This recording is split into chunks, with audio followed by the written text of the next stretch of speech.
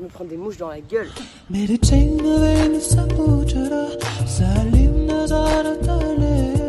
Ça y est, on est passé de la blague de je vais partir vivre dans une ferme à la réalité. J'y suis. Il se passe plein de choses dans ma tête et dans mes émotions.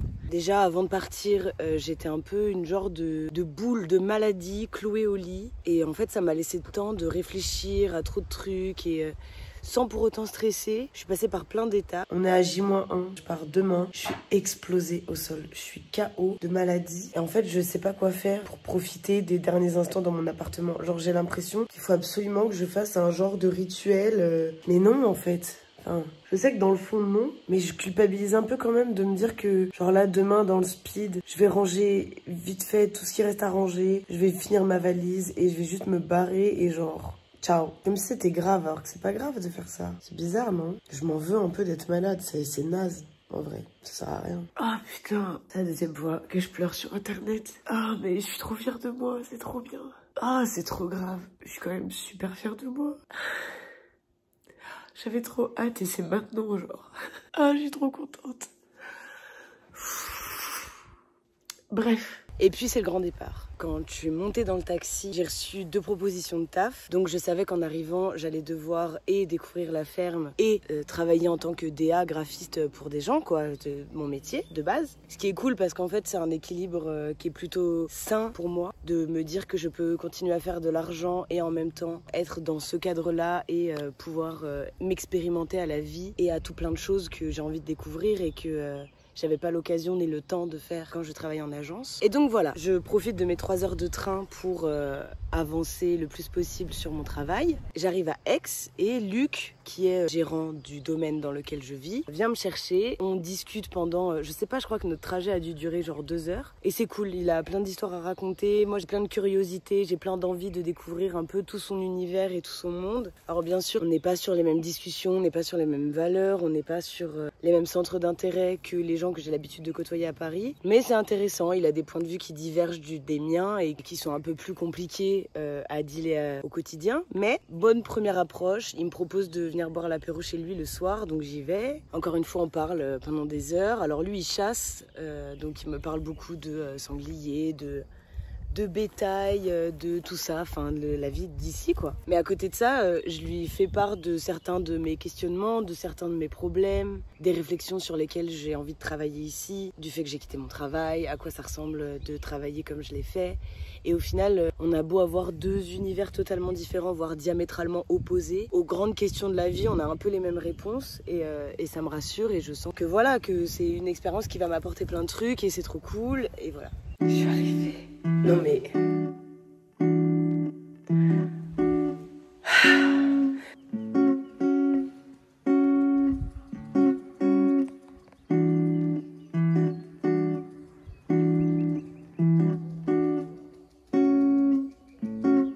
Et le lendemain, c'était parti pour les premières missions. Je sais pas si vous entendez le vent, je peux pas faire autrement. Donc il me montre comment nourrir les animaux. En gros sur la ferme il y a genre je crois 2 cochons et 4 ou 5 chèvres avec des poules et 1 ou 2 coqs je crois. Il y a aussi plein de chiens, il y a genre 4 chiens en liberté et 5 chiens qu'il met dans un chenil qui sont un peu réservés à la chasse. Et donc il me montre tout ça, il m'emmène aussi voir ses champs et donc il apprend ce que c'est qu'un enrouleur. Donc c'est une espèce de grosse bobine sur laquelle il y a un tuyau et en gros le tuyau au bout il y a un jet qui fait tch, tch, tch, tch, tch, tch. Et l'enrouleur enroule le tuyau et donc du coup ramène le jet et donc ça permet d'arroser tout le champ. Ensuite on a reçu un appel nous disant qu'on allait héberger une famille d'Ukrainiens dans un des appartements du gîte, un papa et sa fille de 22 ans. Et j'ai dû nettoyer leur appart. Alors c'était marrant parce que c'est pas le même ménage qu'à Paris, tu vois. Tu retires pas de la poussière, tu retires pas des trucs, tu retires des escargots sur les portes et des espèces de cloportes. Je crois que ça s'appelle des youles. Il y a un tas de cadavres de Yule partout ici, c'est un truc de fou. Bref, mais je crois que Yule c'est le nom du sud, je sais pas, enfin bref. Des espèces de 1000 pattes tout noires. Ah oui, parce que ça, les insectes, c'est un truc. Genre, depuis que je suis arrivée, le premier truc que je fais, partout, que j'aille me coucher, quand je vais aux toilettes, que je m'assois par terre, quand je prends un outil, c'est de checker s'il n'y a pas des insectes dessus. Preuve en est que le premier soir, quand je suis arrivée, j'ai voulu aller aux toilettes et il y avait une petite copine sur mon rouleau de papier toilette. Donc voilà, je dois deal avec un tas d'insectes. Mais c'est la vie, c'est la campagne quoi. Donc voilà, j'accepte de vivre avec eux. Mais ça a ses limites. Je vous expliquerai pourquoi tout à l'heure. Bref, je continue. Et donc du coup, pendant que je découvre toutes ces activités que je vais devoir faire pendant le temps où je reste ici, je devais un peu dealer avec mon taf de DA. Putain, j'ai vraiment le swag de la fermière. Là, je fais des allers-retours de mon appart au bureau. Du coup, j'ai du travail. Et donc, eh ben, il faut que j'envoie des trucs. Et donc, j'ai une petite pause là de 13h à 15h. Donc, c'est charbon, je ne m'arrête pas. Et voilà, je continue de vous emmener. C'est la course de malade. En fait, vu que je sais pas encore comment sont rythmées les journées, qui va me demander de faire, quand est-ce que je dois être prise et tout machin. Je suis en mode dès que j'ai un temps libre, je charbonne sur le taf. Après, j'aurai pas du taf tous les jours en free. Pour l'instant, là, le début, j'avoue que bon, c'est la course. Et donc, j'alterne entre ma vie de fermière et ma vie de DA. Je me fais quelques frayeurs. Ok, je viens de me faire un coup de flip de ouf. J'étais en train de travailler dans le bureau qui est genre à 1 minute de là où je suis. Je vois la nuit qui tombe et tout. Ça veut dire que quand je vais partir, il fait nuit noire. Quand je vous dis qu'il fait nuit noire, hier je me suis perdue en partant de chez lui. Genre je suis sortie de chez lui, j'avais mon flash, passé par un chemin, c'était pas le bon chemin. Franchement c'est pas compliqué tu vois, mais c'est un truc de... Je me suis retrouvée dans un truc, je regardais, ça ressemble pas du tout à ce que j'ai vu tout à l'heure. Bon c'était la première fois que j'y allais. Je pense que maintenant je me serais pas perdue, mais bref. Et donc je suis dans ma petite réflexion comme ça, et puis je me dis que travailler dans le noir c'est pas si grave, et que truc et que machin. Et là j'entends des bruits de loups. J'avais oublié que la veille il m'avait dit qu'il y avait des loups partout, que c'était trop chiant, qu'ils bouffaient les brebis et que si j'envoyais un fallait que je lui dise. Et là je me suis dit, oh, j'entends des bruits de loups, je l'entends lui qui sort de chez lui et qui commence à siffler pour ramener les chiens là où on est, tu vois. Je me suis dit ok, là je rentre. Donc j'ai pris toutes mes affaires, j'étais comme ça, les affaires que j'ai mis 3 allers-retours à ramener parce que j'oublie tout le temps un truc. Mais du coup j'étais surchargée, j'étais comme ça avec mon ordi et tout en mode ok c'est fini internet, je me casse. Oh. Je vais me faire une tisane, moi. J'ai dit que je me faisais une tisane. Voici le message de ma tisane. Donc je cours chez moi et je reçois un message à 21h et quelques me disant demain on se lève, 5h45 je viens de chercher et on va aller faire les moutons chez les voisins. Donc moi faire les moutons chez les voisins, j'ai aucune idée de ce que ça veut dire. Me voilà partie dans le 4x4 pour aller aux moutons. On arrive donc dans la ferme des voisins et on m'explique qu'en gros on va droguer les brebis, ce qui veut dire leur donner du vermifuge en fait. Donc le mec a une espèce de bouteille sur le dos, un petit pistolet qui peut te permettre de doser le liquide.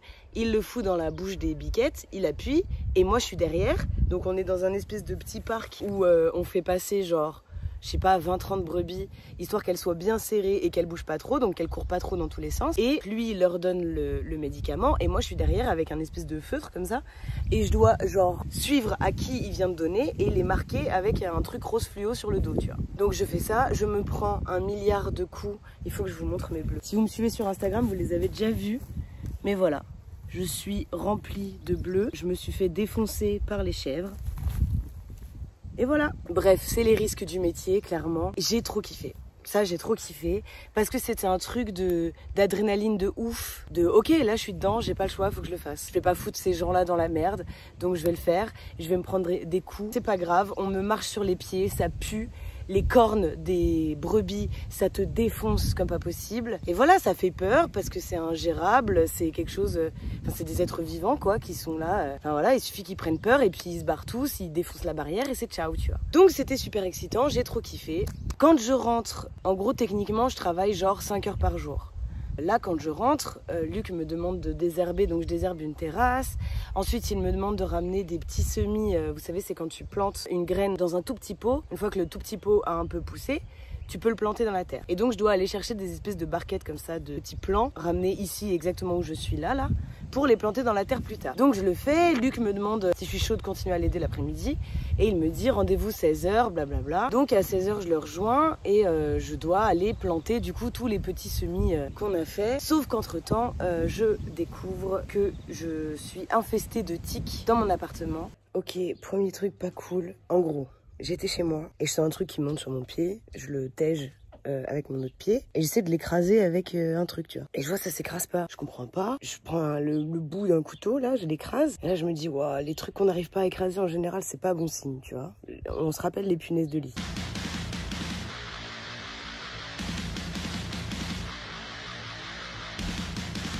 Et donc, je me dis même ce que c'est, je tape sur Google, ouais, petit insecte qu'on peut pas écraser et tout. Je cherche jusqu'à ce que je trouve un truc qui ressemble. C'est des tiques. Il y a une invasion de tiques chez moi. Il y en avait plein dans mon tapis de bain. Donc, j'ai demandé validation à des potes qui connaissent. Je suis en panique. J'attends que Luc il revienne. Je sais pas ce qu'il fait, il est sur un tracteur là. Je suis en panique. Ça me fait trop peur. J'ai l'impression de pas réussir à me checker, de sentir qu'il y a des trucs qui me touchent, qui bougent partout là. Franchement, j'espère que le problème sera réglé d'ici là. Mais franchement, si vous avez des conseils, des tips, ça me stresse. Tu sais, je sais pas, j'ai peur qu'il réagisse mal en mode oh ça va, tu vois.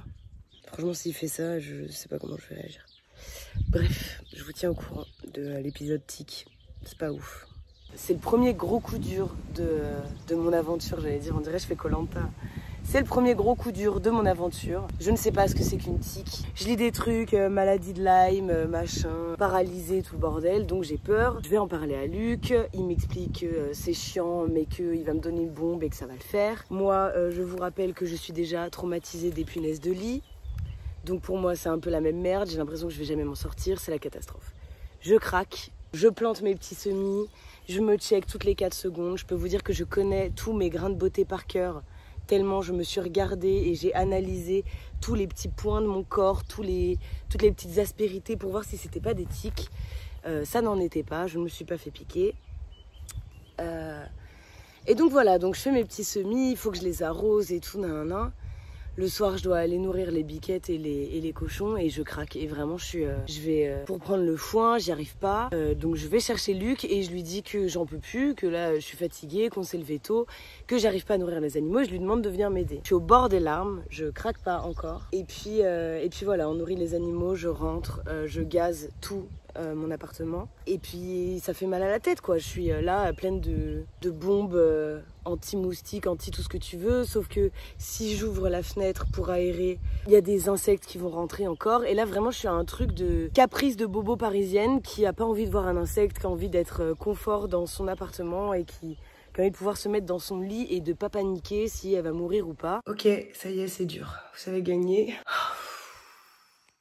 Ah ça, des larmes, tout à l'heure. Le 5h45, je sais même pas quelle heure il est là. J'en peux plus. L'épisode d'éthique, psychologiquement, c'est beaucoup trop pour moi. Ça m'a stressé toute l'après-midi. J'en ai vu sur moi qui marchait dessus. J'en ai vu sur les outils que je touchais. Partout chez moi, dans mon tapis de bain. Et là, ça me gratte partout. J'ai l'impression que j'en ai partout sur moi. C'est l'horreur. Genre là, je sais pas pourquoi j'ai choisi ce plan. J'ai mal au bras. Bref, ça y est, c'est dur. Jour 3. Premier vrai jour. Hein. Demain, j'espère que ça va être tranquille. Bon, je pleure, mais avec une jolie vue. Ça, c'est ma vue pendant que je pleure. Oh, c'était trop fatigant. Franchement, j'étais pour me retenir de ouf là, mais... des fois, ça fait trop du bien. Là, je sens que ça... faut que ça sorte.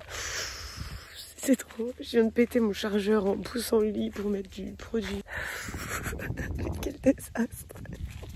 Ça fait 3 jours, j'ai déjà exténué. Donc voilà, ça va pas du tout. Je prends une douche, je me rends compte que je peux regarder des vidéos YouTube dans ma douche. Donc c'est vraiment la meilleure nouvelle du monde. Et je vais me coucher, j'essaie de me calmer et en fait, ça change rien. Le lendemain matin, je me réveille et vraiment, j'ai l'impression que tout s'est effondré. Je suis fatiguée, je suis malade, je me sens trop seule, j'ai personne à qui parler. Luc, il est ultra solitaire, donc il est tout le temps un peu chez lui et puis j'ai pas vraiment envie de le faire chier avec mes conneries, quoi. Ok, je crois qu'on est jour 4, je suis épuisée. Genre, je sens que mon corps, hier, il s'est pris des coups, il a stressé. Ce matin, il faisait pas beau, il a plu et tout. Je suis épuisée. Hier soir, j'ai pas mangé tellement j'étais morte. Et en fait, je suis tellement fatiguée que je me dis qu'il faut que je fasse une sieste. Mais en même temps, j'ai plein de trucs à faire. Faut que je monte ma vidéo, on est déjà vendredi. Et donc, je commence à être super dure avec moi-même. Je commence à me dire que je suis là et qu'au final, comme si j'assumais pas mon rôle, j'ai l'impression que je fous rien. Je me trouve faible, je me trouve flemmarde. Je m'enferme un peu dans des boucles temporelles sur TikTok. Donc, je passe mes journées dans un lit, en plein milieu de la nature, alors que c'était exactement ce que je voulais, tu vois. Je sors à peine de chez moi. J'ai pas écrit, j'ai pas peint. J'ai même pas encore fait le tour du domaine alors que moi je rêvais de grandes promenades et de chill dans la nature. Au final je fais absolument rien de tout ça. Ça fait beaucoup là. J'ai beaucoup pleuré. Je suis ultra dure avec moi-même. Je m'attends à des miracles, je m'attends à trouver une motivation venue d'on ne sait où qui me fasse changer radicalement. C'est pas le cas, ça peut pas arriver en une semaine. Voilà. Et à ce moment-là j'écris ça. L'endroit ne me changera pas. Aucun miracle ne va se produire. Sortir du lit ici ou chez moi a le même goût d'effort. Et c'est à moi de me concentrer sur ce que je veux, de mettre en place des habitudes. Je suis contente de m'en rendre compte si tôt. Je me sens seule. Ça me rend triste parce que c'est la même solitude que partout. Ici, entourée de monde à Paris, dans ma famille, le même sentiment que personne n'est là, personne ne comprend. Que c'est à moi, toujours, de créer l'interaction. Je suis contente parce qu'ici, j'ai la place d'expérimenter mes émotions. Je n'ai pas de porte de sortie, personne à aller voir. Je suis toute seule et je vis. J'ai les bleus qui démangent, mon corps guérit, mon âme aussi. Après tout ça, j'ai eu les discussions qu'il fallait, avec les gens qu'il fallait. J'ai tenté d'être un peu plus indulgente avec moi-même, d'accepter les émotions et de... Enfin putain, en fait là je suis dans un truc qui est tellement étranger à moi-même et à mon habitude que forcément il me faut un temps d'adaptation. Forcément je peux pas écrire 4 bouquins en 3 jours, en 1 semaine. Forcément la première semaine était compliquée et voilà, j'ai le temps d'expérimenter tout plein d'autres choses, de me sentir un peu plus à l'aise, à ma place. J'ai pensé que changer d'endroit ça allait me faire grandir d'un coup et que tous mes problèmes allaient être résolus juste parce que j'ai pris un train et que je me retrouve dans des champs à me faire marcher dessus par des biquettes, sauf que ça fonctionne pas comme ça. Le travail il doit aussi venir de moi, je peux pas juste attendre que tout vienne de l'extérieur. Et voilà, et je vais le faire, ça va prendre le temps qu'il faudra, je vais m'habituer, mon corps va s'habituer, mon niveau de fatigue va s'habituer, je vais trouver mon rythme. Et en fait il faut que j'arrive à reconnaître que ce que je fais pour moi-même en ce moment c'est quand même un truc de fou. Je suis là, j'essaye, je me confronte, j'ai peur, j'apprends. Et en fait je vais ressortir d'ici tellement grandi. Tout à l'heure je disais qu'on avait l'impression que j'étais dans Koh Lanta, mais vraiment j'ai l'impression que je vais sortir d'ici comme si je sortais de Koh Lanta. Genre je vais pouvoir faire les mêmes interviews que tout le monde en disant c'est une expérience humaine incroyable. Et en vrai je vais sortir tellement forte que c'est pas grave si j'ai pas écrit 5 bouquins, si j'ai pas peint tous les jours, si j'ai pas appris l'italien, si j'ai pas trouvé le sens de ma vie en fait. Parce que c'est un peu ça que je suis venue chercher et au final peut-être que je le trouverai pas et c'est pas grave. Je suis là, je l'ai fait, c'est une expérience de fou. Je gagne tellement de richesse, de connaissances, d'un monde que, enfin, pour le coup, moi je connais personne qui ait eu les couilles de faire ça. Et ça paraît prétentieux dans votre oreille, mais franchement dans ma bouche, c'est plutôt rare que j'arrive à reconnaître la force et la puissance de ce que je suis en train de faire. Et voilà, et j'ai envie de profiter de tout ça, de cette expérience pour me féliciter moi-même, me rendre compte de ce que je suis capable de faire, pousser mes limites à fond. Et voilà, je dois me mettre des petits challenges, aller à mon rythme. Tuer les moustiques. Nique ta mère, je vais le niquer. Alors franchement, je tue pas les insectes ici. Hein. Le seul truc que je tue, c'est les tiques et les moustiques. Parce qu'ils veulent me grailler en fait. Moi, je suis pas là pour qu'on me graille. Putain, c'est moi, je dois grailler la vie là. Comment ça, tu vas venir, tu me grailles? Cassez-vous tous. Même les araignées, je les tue pas, je les laisse parce que je me dis que ça va bouffer tous les restes. Bref, voilà, c'était ma première semaine à la ferme. J'espère que ça vous a plu. J'espère avoir réussi à illustrer un peu tout ce que je disais. Avec les images que j'ai filmées un peu tout au long de cette première semaine. Bref, semaine prochaine, vidéo un peu différente. Je suis super excitée, j'espère que je vais avoir le temps de faire ça. De toute façon, si c'est pas celle-là, ce sera une autre et elles sont toutes ultra excitantes. J'ai trop hâte. Je retourne arroser mes petits semis. D'habitude, je vous envoie toutes mes bonnes ondes, tout mon amour. Kiss!